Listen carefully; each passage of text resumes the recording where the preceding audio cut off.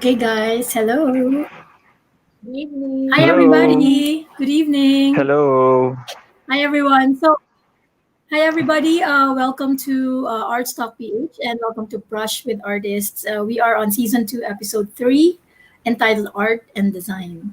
And for tonight, we are joined by my co host and my co curator. Um, Fab, you're on mute. Just unmute yourself. I can't unmute you. Um, Her name's Fabian Morales, and she's the chief Hi curator everyone. of Beach. Yes, and we are also joined by our three artists for this week, and that is Jeanne Rose Gomez, Kankan Ramos, and Juert Asejo. All right, so Fab, Hi everyone. Thank you for joining us again for another episode of Brush with Artists. I am not sure if there's no lag on my end because it has happened in past episodes, in many episodes before, where my internet fails me. But today with Brush with Artists, we'll be talking about art and design, and we're joined by Kankan, Juert, and Jean, who are our exhibiting artists for Electric Youth, which is our current exhibition right now. And if you haven't seen the collection, please visit artstockph.com and you'll see all of their pieces there. And we will also be talking about their pieces tonight. So yes. just to give you, just give everyone a background of Brush with Artists and what we discuss here. And to our new viewers, Brush with Artists is our weekly live conversations with our artists about their art, their creative processes, their views on different topics, and about the art that they're exhibiting with Artstock PH. So let's start our conversation, Mary. Yes. Thank you again for joining us, the three of you, because every week we host three artists.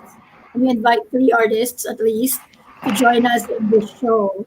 And for the last two episodes, we have been discussing some art and also artists who were part of our newest exhibition called Electric Youth. Okay, so for today, we're also going to be featuring these three artists from Electric Youth. So let me just push my slides up so that we can see. Yes. All right. So, all right. So maybe before I proceed to each and every one of you guys as bio, why don't you guys introduce yourselves first? Let's Ayan, who start wants to with go let's start first? with Kankan. Okay. Let's start with Kankan. Thank you, Pam. Thank you, Mary. And hello, Juert and Jean. And to all the viewers, I'm Kankan. I'm a digital marketer and a visual artist. So my day job is to being a marketer, selling brands to all of you. And then the visual artist on the side, I hold exhibits and accept commission work. So that's what I do. I'm also a mom. I have two kids. Oh, okay. Okay, thank you. How about you, Juert? Hello. Hello. I'm Juert Asejo. I'm from Pasig. I've been a graphic artist for more than a decade. Uh, ayun, na-lay off tayo. Pero ang ginagawa ko ngayon nagbe-bake and full-time sa painting. Nice. Yun lang po. Okay, thank you so much, Juert. Mamaya i-discuss natin yan. Kung ano yung, hindi ko alam na pala. Alright. So, how about you, Jean? Hi, I'm Jean and I'm an illustrator and I'm currently working as a 3D artist at Libasoft Philippines. Talagang so now I know why you three were chosen by Fab for this week kasi you all have the same profession, yung same day job. Okay, so Fab, I'll push my slides over here so that you can go ahead and introduce them at least as we know them in Art Talk. Okay, so there, let's start with Jean. So give me a second. Let me just hide this. Somebody's saying hi, Mom. Oh. Yung mga sons talaga. Ano ba yan? Son or daughter? Daughter. Yun, no? May beer si Juert. Oo. Okay. Okay, Fab, go. Hello? Hello? Yeah, we can hear you. Yun. Okay. I thought I'm gone again. Okay. So, with Jean, Medyo kinakabahan ako, sorry. don't. So, Jean, I believe this is with Jeanne Rose Gomez. I believe this is her first exhibition for her paintings. She's been posting about her works online, Yeah. and this is her first time to join a group exhibition. So, Jean, can you tell us more about yourself, about your artistic process, yung visual style mo? For my visual style, mostly, mahilig ako mag-draw ng, yun nga, yung character ko, mostly nakasat sila ng spaceman suit. So, parang that's sending a message na parang lahat tayo travelers, wanderers, and then parang nag-explore tayo sa sarili natin, sa life, ganyan. And then gusto ko yung maglagay ng elements ng leaves niya. Especially it's color green kasi nga I'm sending positive message through my paintings, and then pag green kasi nakaka-relax pag tinitingnan mo siya. So at the same time, gusto ko pag tinitingnan din yung artworks ko, nare-relax din yung nakakakita. So, yeah. That is true. And read somewhere that the color green is supposed to help with creativity. So that's why Mm, there are a yeah. lot of design studios that have elements of green in their studios. Is that true? Has Um, anyone heard of that?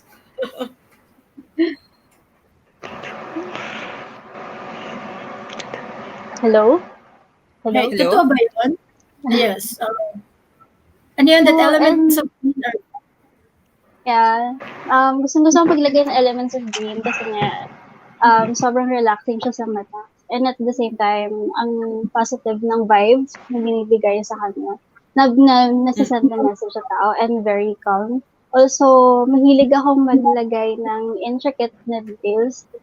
It actually starts nung natuto ako mag-doodle. Before ink pa siya, ink pa yung ginagamit ko. Na-inspire ako kay Lay Melendres.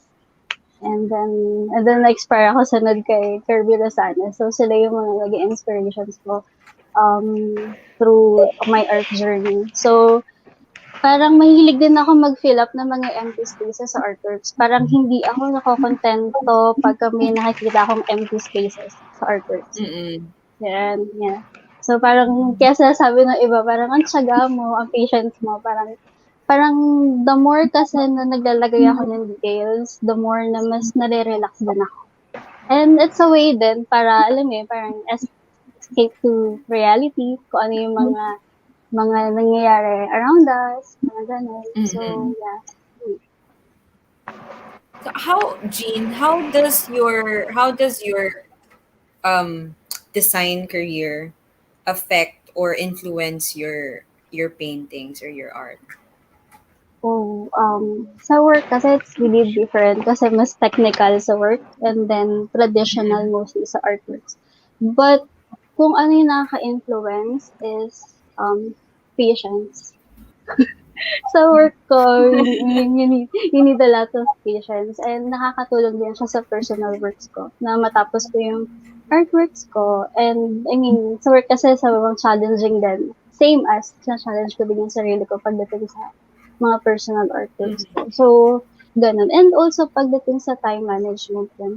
So, parang ngayon medyo nababalance ko na nakakapag-paint na ako. Pag busy, tapos makakapag-paint ako. So, parang nakakatulong din yung time management work, especially pag may deadlines. So, parang you really need to balance yung time mo and kailangan mapagkasya mo lahat ng time mo. So, nakakatulong siya I mean, pagdating sa paggawa ng personal artworks. Before kasi sobrang hirap akong mag-balance.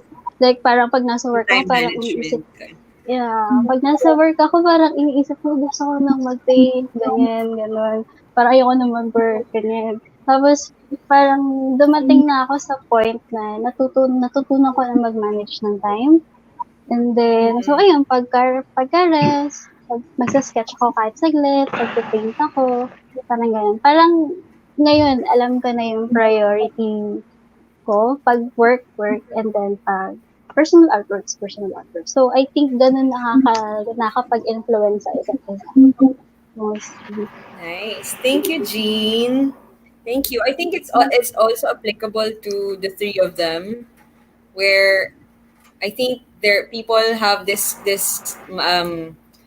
they look at us creatives and they think na, oh, we're mostly creatives, we're probably having difficulty with time management and all. But then when you start working with agencies, with digital marketing firms, you do design, you'll have more structure. And then now we're sort of a mix of a perfect mix of both creative and um, time management and being like good with your what do you call that, Mary? with what? With time? Hello, can Yes, you hear I'm me? here. Yes, we can. Okay, I think I lost Mary, No, I'm just here. or am I lost? No, we can hear you just fine. Yeah, let's move on. Let's move on to our next slide.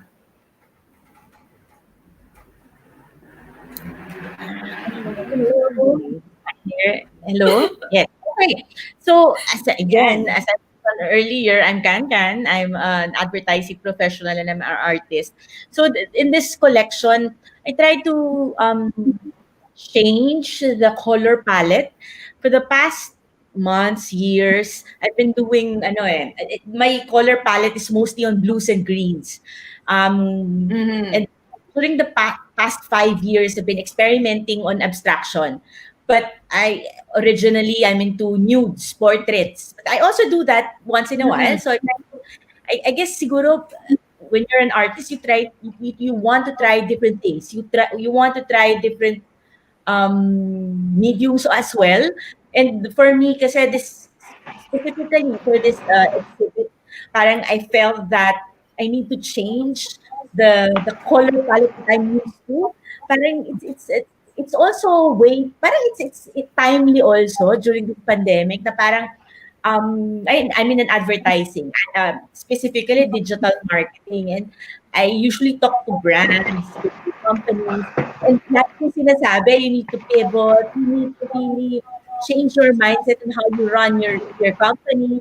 And for me also during this time, parang I also have to kind of pivot and not naman really pivot. It's try to experiment with the different colors, different Mm-hmm. textures that I'm used to.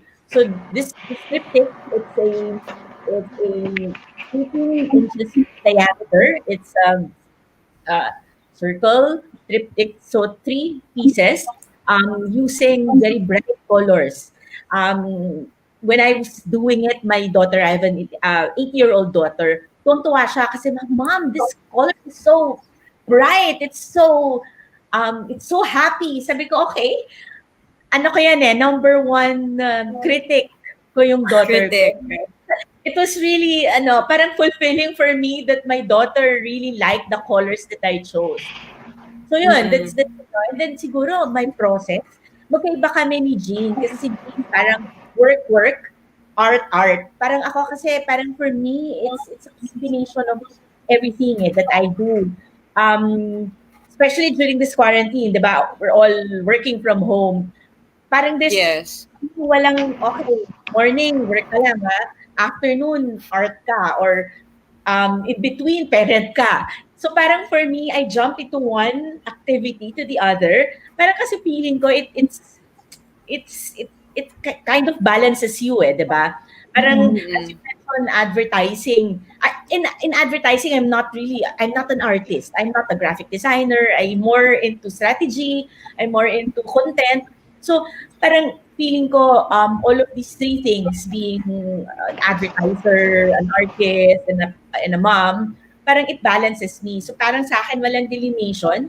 Parang it's all intertwined, parang ganyan. So my process really is I get inspiration from everything. The, the people around me, things that I see, the things that I read on the internet. So I also kasi teach Pag natatanong yung mga estudyante ko, where do you get your inspiration? Sabi ko, get inspiration from everywhere. I mean, some small things that you see, parang you get inspiration and pull inspiration from everything around you. Mhm. I totally kind of connect with it kasi when you wear too many hats, sabi nga nila, sometimes it's easier for you to understand na wala talagang, it's still you, it's still Yes. you. Bringing us, a different part of you in every single aspect ng life mo, either it's work or career or a hobby or a passion, diba? Or family. Pero really, Kankan, the work that you did for us here in Artstock is really amazing. Actually, lahat kayo nagulat ako dun sa work when it was finally unveiled. And also, I decided to put a yellow, na-inspire ako sa'yo kasi meron kang yellow door. Yes, I I'm remember door. you have a very yellow door. So sabi ko, mag-yellow ako na accent. Ayan. Punta naman tayo kay Juert. Ayan, punta tayo kay Juert. I think I have Beauty of Destruction here. There you go.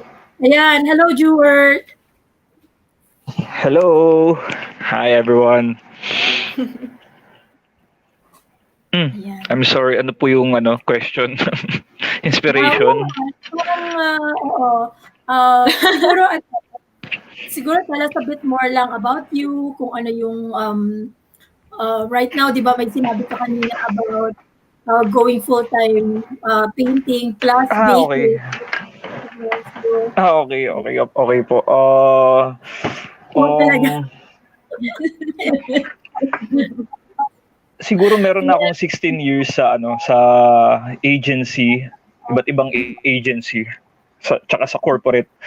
So, dun sa 16 years, more than 16 years na yon, parang nabibitin ako sa nabibitin ako sa creativity na nakakulong ako.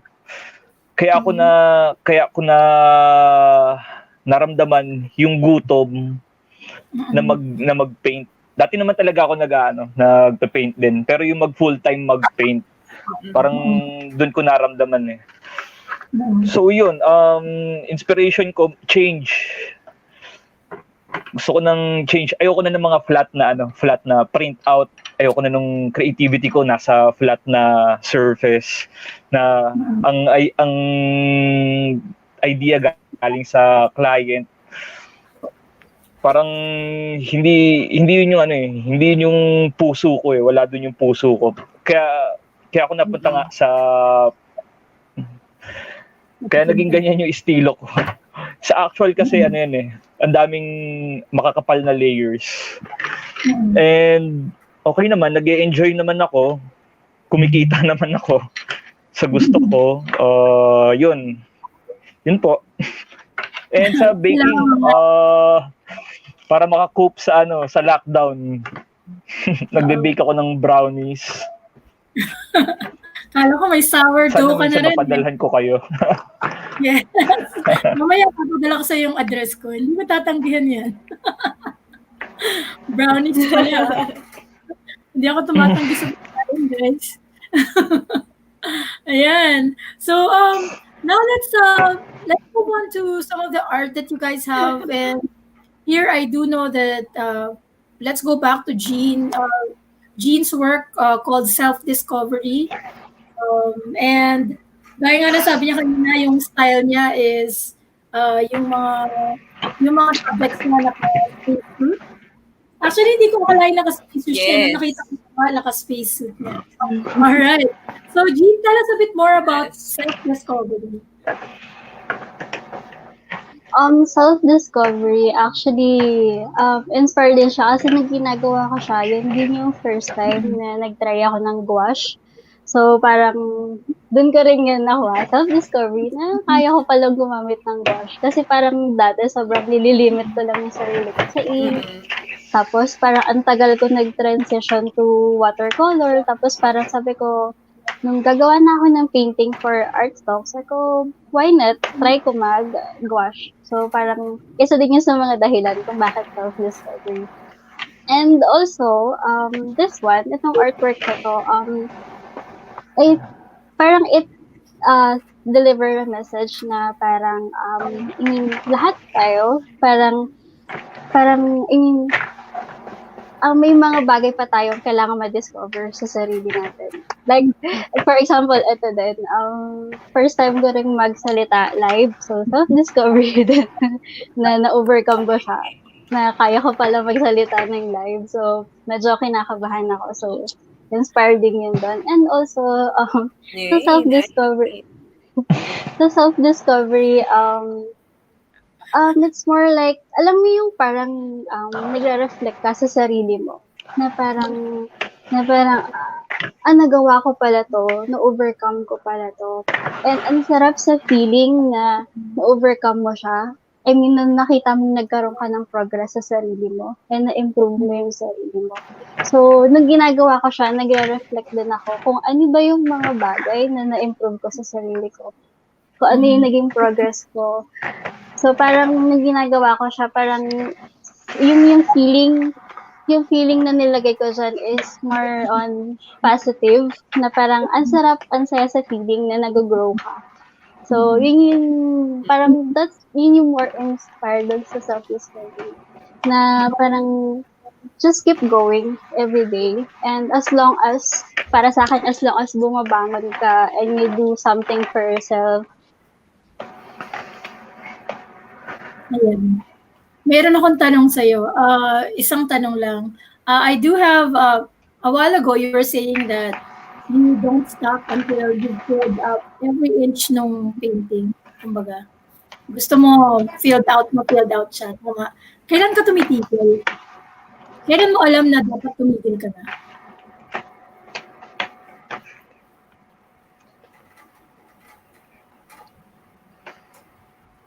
Ayan.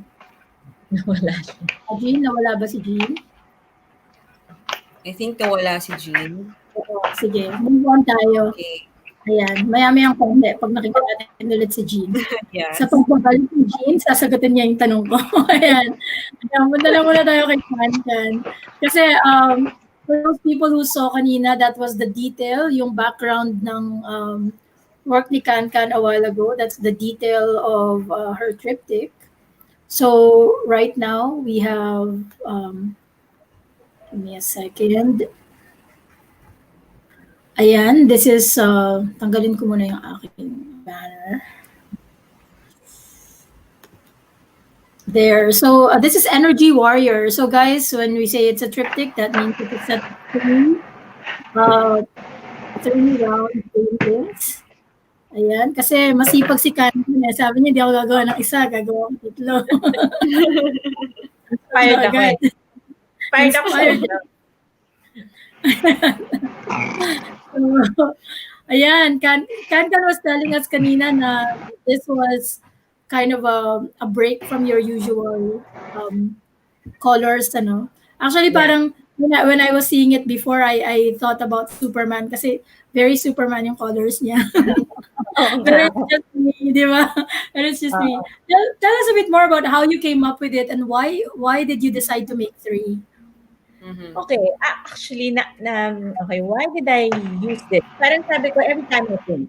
So, sometimes naman, it's not just, sometimes kasi I think too much. Parang when I paint, I just want to emit the good vibes. I'm always on that end. Gusto ko laging positive vibes yung nasa paligid ko. So parang sabi ko, how can I show that through my painting? How can I emit that energy from the people who will look at the painting? So I started off with pink and the blue. Actually, it's not red. It's bright pink. It's neon pink. So I started with 2. Yes, I started with 2. Sabi ko, I feel that it's kulang. Parang when I use the neon pink and the blue, parang it's okay. Parang it's okay. It gives me that positive vibes. But sabi ko, parang I feel that there's something missing. I added the third one, which is the with the yellow background. And when I saw it, sabi ko nga, I showed it to my daughter. Sabi ko, what do you think? Sabi niya, I like it better because it pops, sabi niya. Ay nako, my 8-year-old talaga, ano yan, marami akong mga natututunan sa kanya and I get inspiration from her. And those circle discs there on the painting, it's from her toys. It's found objects that I use. Sabi ko, perfect also the colors of your toys. Sabi ko, can I use it? Sabi niya, okay, siya ko muna niya. So sabi ko, yun nga, so for me naman, art is not just about all the deep meaning, but it's how the viewer will feel when they see the artwork. Lalo na in abstraction. A lot of people, talaga, they don't understand. Sabi nila, okay, what am I looking at? I always ask this question. Sabi ko, what are you feeling? What emotion do you see or you feel when you see the paintings? So sabi ko, it's that. Sabi ko, sometimes it's not just about me, the artist. It's about the emotions that the viewer will feel when they see the artwork. So yun. Nice. I just want to let everybody know that I actually have Cam in backstage right now, and I want to welcome Cam to the stream. Give me 1 second, and let me just pause this for a bit so that I can welcome Cam. Hey Cam, how are you? Hey, Hey Cam. guys, Girl. it's good to be here. Hello, nice to meet you, Kankan and Juert. We didn't get a chance to meet last time because my Yes. internet was so bad, and Juert dropped out. There. I'm just so happy Okay, sorry to to see. interrupt. So everybody, Cam is our brand boss in Art Stock. So we're finally complete, the three of us. It's very rare that you see all three of us here in the Mm-hmm. stream. So I think Jean is back and also Juert. Let me push him back in. Jean is back. Um, there you go. Ayan. Jean, maybe you can answer na my question a while ago of when do you know when to stop since you want to fill up the entire painting, di ba? You want to fill up every inch. Um, nafe-feel ko kailangan ko na mag-stop based on feelings. I'm not sure kasi parang hindi ko alam kung may tamang process ba doon. But when I feel Hello. na, hello? Yes. Hello? Yeah. No, But it's good. when I feel na maganda na yung artworks and happy na ako doon. I mean, nafe-feel ko to yung tamang emotions na dapat na de-deliver to artworks. Masaya na ako doon. I mean, yun na yung parang hint ko na okay, tama na. Stop na. Yeah. Mhm. Okay. Yan, gusto ko yan. Pag feel mo na natama na. Medyo mahirap because like what Kankan was saying in abstraction, there's so many things that you cannot interpret right away. It's really all about feelings and emotions. People feel That is differently true. when they look at your artwork. I might see it as hopeful, other people might see it as different things, but we all try our best. Ayan. Anyway, balik tayo dito sa aking slide. Nawala ulit si Juert, ano? Maya-mayang konti, when I see him back on stage, I'll just push him back to the stream. Pero, Kankan, I'm very, very interested that your 8-year-old is part of your your process. Yes, She's an oo. energy warrior. Ayan. Do you Maganda think that she's growing yan, up to be anak ka laging kasama yung mga anak mo sa process eh. ganyan talaga? Oo, Oo. pero do you think that there's a chance that she's going to become an artist one day? She's showing any interest at all? Actually, all of my kids are kasi exposed sila eh. So they're exposed in art. Every time I paint, parang I let them paint also. And I have all the materials there. If halimbawa, I need this. It's like, okay, you can have that or you can use this. Parang I encourage kids, lalo na even here in our neighborhood or even kids of my friends, parang I encourage them to paint eh. Parang you wouldn't know, di ba?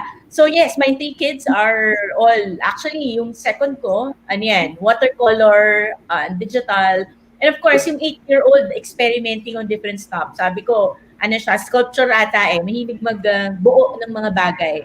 So yun, if you're, nga, I expose them to different materials, hindi ako natatakot na parang some parents kasi, oh, madumi, makalat, ganyan. So I encourage them to paint.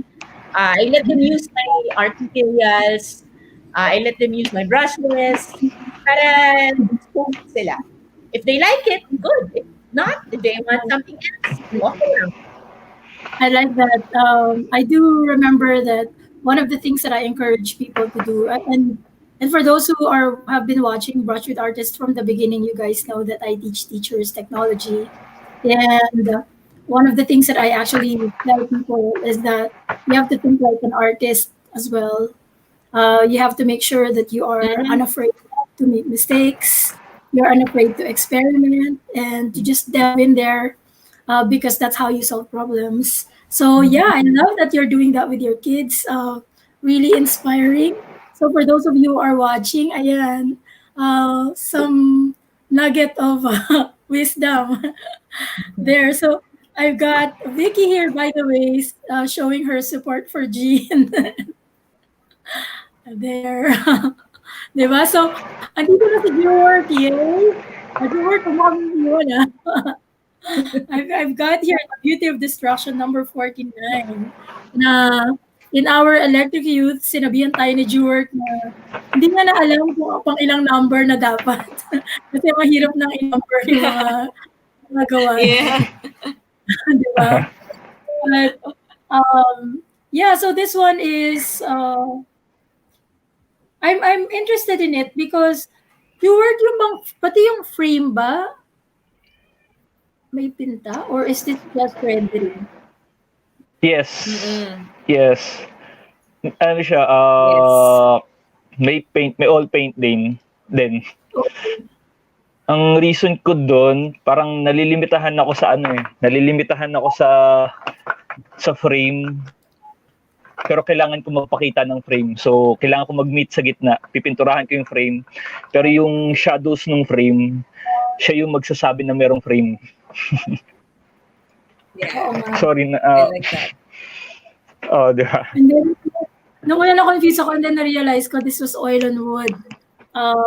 So, okay, yeah. So, can you take us through this kung paano mo siya ginawa, paano mo siya inumpisahan, kailan mo siya tinapos? Alam mo yun, paano ka nakapag-decide na tapos na siya? Yung tanong pala na yun, kung paano ako nagde-decide kung tapos na siya, hindi talaga siya nasasagot eh. Ewan ko kung nakukuha niyo ako. Hindi siya nasasagot na tapos na ba to? Hindi. Meron ka pang mga ideas. Hindi dapat to makapal masyado, blah blah blah.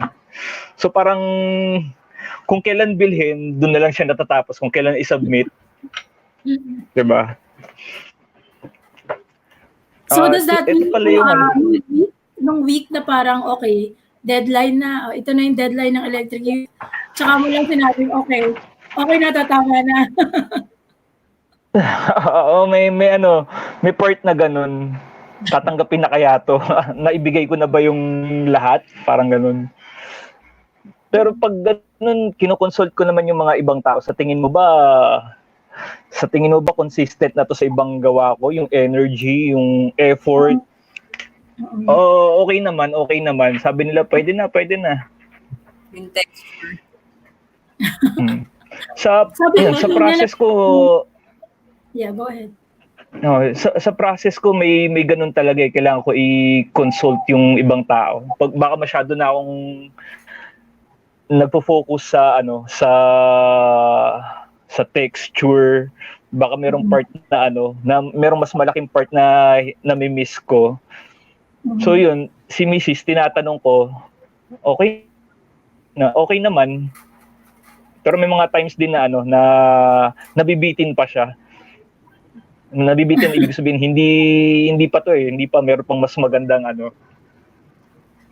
Nakakatawa naman na si Mrs. talaga yung kinokonsult. Sabi nga ni Kankan, yung family mo talagang parte siya ng proseso. Yeah.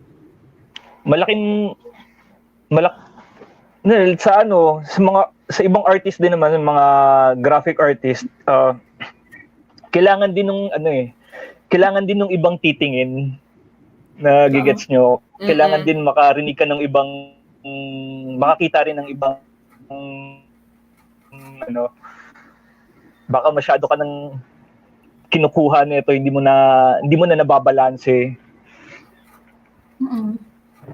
Oo, tama. Ayun po. So, I don't know if ano po yung ano yung unang question? Hindi ko na maalala. Matanda na ako. So, ano ba yung bakit siya beauty of distraction? Okay. Yung bago kasi ako nag-come up dun sa sa beauty of destruction, hindi siya hindi siya madali hindi ko siya biglang naisip. Ang tagal ko siyang kinompose. Paano ako napunta dun sa estilo na yun? Trinay kong isipin yung pinaka close sa puso ko. Nung bata ako, lumaki talaga ako sa comics. Nagdo-drawing ako. Lumaki ako then pagdating ko sa sa fine art school, Yun, minaster. Hindi naman minaster pero lagi ako nagpa-practice ng anatomy. So na-in love talaga ako sa body figure. Then tulad nga nung na-discuss ko nung opening, parang yung tao kasi yung pinakamagandang gawa ni God. Kaya wala akong makitang ibang inspirasyon kung hindi yung human body. Pero yun, then pinapractice ko yung anatomy. Along the way, may nararamdaman ako na kulang. Sabi ko hindi parang nakukulangan ako eh. Hindi ko mapanindigan yung anatomy. So kailangan kong maghanap ng something na ma-excite ako. Kaya sinira ko yung kulay. Nandun yung figure pero sinira ko yung kulay. Kaya ako napunta sa beauty of destruction. Kaya yung mga gawa ko, as much as possible, ayun yung title. Sinisira ko yung beauty of destruction kasi sinisira ko yung beautiful na body figure. Pero maganda pa rin. Meron pa pala. Dun sa body figure, doon pumapasok doon ko ginagawang mas lively. Ibig sabihin mas nagkakaroon ng emosyon doon sa brush strokes. Bukod sa body figure, sinisira ko yung brush strokes. Ibig sabihin splat, scrape, pag hindi ko nagustuhan, patong, hindi ko sinusunod yung hindi ka dapat gumagamit ng black. Doon pumapasok yung expressionism. Kaya sa tingin ko exciting tong ginagawa kong dito ako nakakaramdam ng excitement sa ginagawa ko. Good. Sobrang okay talaga. Okay. So, gusto ko lang i-remind sa mga taong nanonood right now, for those people who are watching, the presentation that you're seeing right now, you can actually get a copy of that. You can view that by, nakita nyo dun sa ticker natin below. It's bit.ly/BWA S2E3. Ulitin natin, bit.ly/BWA S2 and E3. Siguro ilagay ko na rin siya as a banner here. Give me 1 second. Alam niyo naman, Brush with Artists. The reason why we're giving you a copy of this is just so kung meron kayong na-miss kanina, then you can still go ahead and see the work and also see some of it a little bit closer.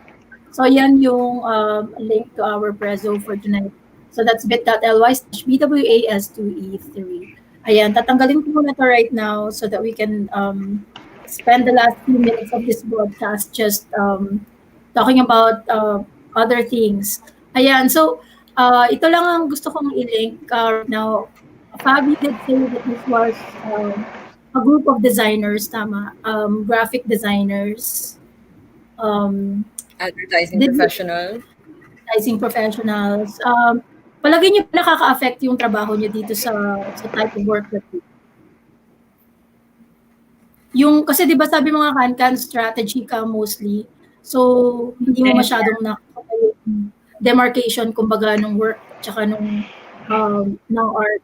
Pero what about Jeanne? So, how about you, Jeanne? Do you feel na parang the work that you do in graphic design and your day job, does it affect what you do sa painting? It depends in a good way. Well, it doesn't matter. It can it can be a outlet. Yeah. Yes po, nakaka-apekto kasi parang sa work ko, parang it requires you to explore more than sa art.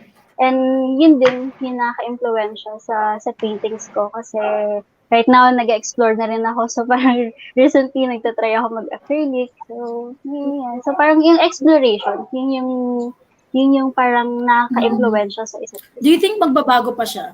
A little parang further? Or magsistick ka sa concept mo right now? Kasi nakita namin siya with some artists that their works, their styles have drastically changed throughout the years and you're still young. So, do you feel na parang it's headed to a different direction at some point? Um, yeah, I think magbabago at magbabago siya. And I'm willing naman to explore and try something, I guess. Kasi self-discovery. Discover something new about yourself. I like that. Oh, maganda yan. So, let's keep that in mind. Si Juert naman, Juert, you were telling us earlier na parang mostly nagpo-full-time ka ngayon. Is this something na do you feel na kailangan mo ulit bumalik sa day job mo or okay na to?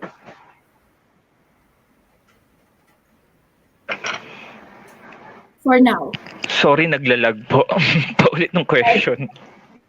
Talagang yung po niya, talaga naman. Ayan, sure. Hindi, gusto ko lang malaman kung palagay mo ba babalik ka ulit na kailangan mo ulit na magkaroon ng day job or masaya ka na sa ginagawa mo ngayon? Okay. Uh, kailangan siya eh. Parang sa tingin ko kailangan siya eh. Kasi hindi ko pa masabing sustainable na ako dito sa sa mag-paint lalo na sa sitwasyon natin ngayon. Parang magiging nonsense lahat ng mga gusto mo kung hindi mo ma-sustain financially. Sa tingin ko kailangan ko siya. Kailangan ko. Okay. So, in any case, pag painter ka ba, parang at some point, yun ba talaga yung dream? Na one day, yun na lang talaga yung gagawin mo? Kasi I know some people who are good with that sort of dream. Meron naman iba na ayaw talaga nila yun. Gusto nila na yung painting would just take a space in their life, pero not their entire... There are some people, there are some artists, visual artists, na yun yung goal nila is to be able to do art full-time and then not have anything on the side. So is this something that you see in your future na maging financially sustainable while doing just focusing on your paintings or your art? Medyo sorry, sa tingin ko medyo pang long term yun eh. The question. Sige, go ahead. Medyo pang long term yun. Syempre iba't ibang artist hindi siya ganun nag-a-apply eh. May mga iba't ibang needs tayo, may mga family tayo. Pero yung idea na na gusto natin mag full-time artist, lahat meron nun eh. Siguro ako masasabi ko, gusto ko na lang siguro naghihintay lang ako ng tamang ipon, tamang timing. Kung kailan stable na yung kung kailan stable na yung isang side. Pero gusto kong mamatay na ganito na lang yung ginagawa ko. Yun po. Maganda. How about you, Kankan? Kasi parang yun? Sige, Mary. Ano yun? hindi parang kasing you've lived na you know what it means to have this career and have another equally amazing career somewhere else. So kaya medyo, alam mo yun. Yes. Curious. Oo. Parang ayoko yung isa lang. Kasi I both enjoy the advertising work eh. And it's not just work for me. Parang it's also a passion. Lalo na this digital world. Lalo na, I mean, every time we help clients or brands sa digital, parang iba yung nabibigay na parang parang pag nakita mo nag-improve yung isang brand or nag-grow yung isang company because of your campaigns. So parang for now, hindi ko pa nakikita yung sarili ko, gusto ko lang mag-paint. Kasi parang feeling ko, yun nga, sabi ko kanina, it's both of being a marketer and then a painter, it's both me. And hindi siya parang hobby lang yung painting para sa akin. Passion cannot be just one sometimes. Sometimes, diba? But it intersects. Parang feeling ko it intersects. So, hindi siguro, hindi ko naisip na mapipitan lang ako, ganyan. Parang kasi yun lagi hinahanapan lang ng oras yun.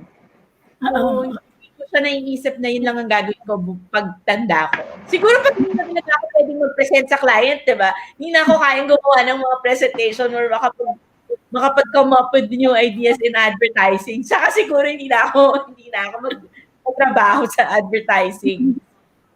Yeah, I like that people have the many varying passions. I think it's the same we have likewise, 'di ba? Yeah, yun. Oo.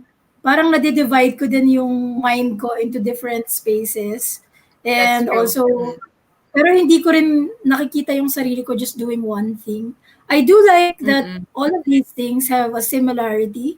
And ang similarity nila is they allow me to solve problems. So if they can allow me to design a solution or solve a problem or meet, a need somewhere, then I will continue to do it.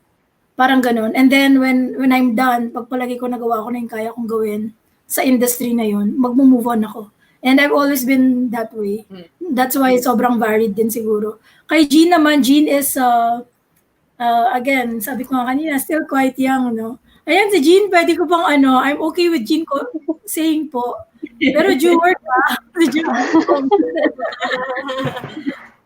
Ayan, Jeanne, do you see yourself being a full-time artist one day? So for me, same with Miss Kankan, na parang ayoko ng isa lang. Parang ayokong mas stuck into one career lang. So ngayon as with the artist kasi both yun nakaka-apekto sa akin and nakaka-help sa akin mag-grow. So parang hindi ko nakikita yung sarili ko na magpe-paint lang ako forever, parang gano'n. I mean, syempre hindi ko siya i-give up. But gusto ko din mag-explore sa iba't ibang bagay. Like, gusto ko mag-photography, photojournalism, parang gano'n. So parang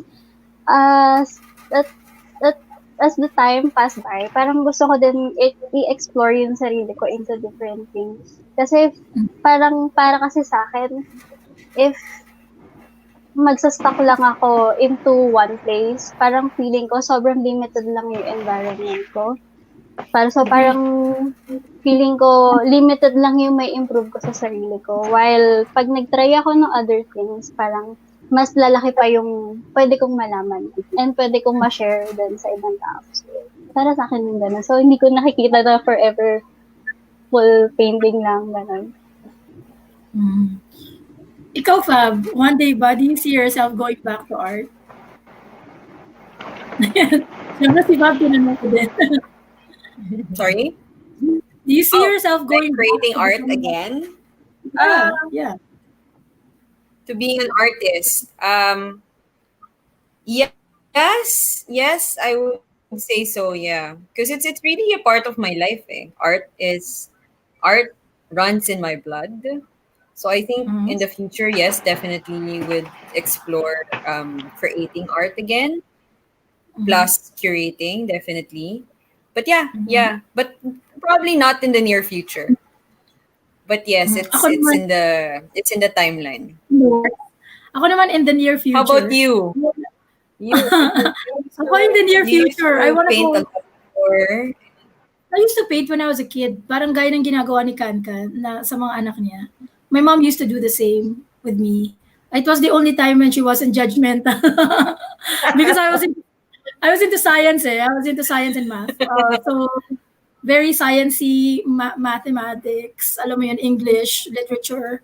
So anything that was outside of that, Mm-mm. she didn't judge. Anything inside of those things, she was very judgy. Pero pagdating sa art, that was the only time na I can do whatever I want na walang judgment. That's the only time I did that. Pero yeah, I want to go back to it at some point. Pero sabi ko sa sarili ko, at some point is not going to work. So I really have to put a goal in mind. And so That's true. I have I have a painting buddy, and we decided that we were going to paint together.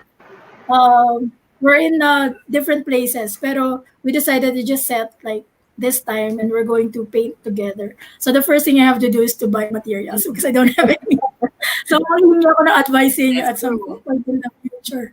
Ayan. So Fab, papakita ko na lang sa iyo pag medyo in progress na siya. Ayan. But I'm excited about it. I'm excited. I'm really inspired by you guys. So with that in mind, I just want to invite everybody once again to check out our newest exhibit, which is Electric Youth, that's curated by Fabio Morales. This exhibit can be found at artstockph.com. And again, if you want to link to this presentation, just go to bit.ly/BWA S2E3. And if you click on any of the photos that you see, it will all take you to artstockph to the page where they are currently featured if you want to collect them. Okay. So there.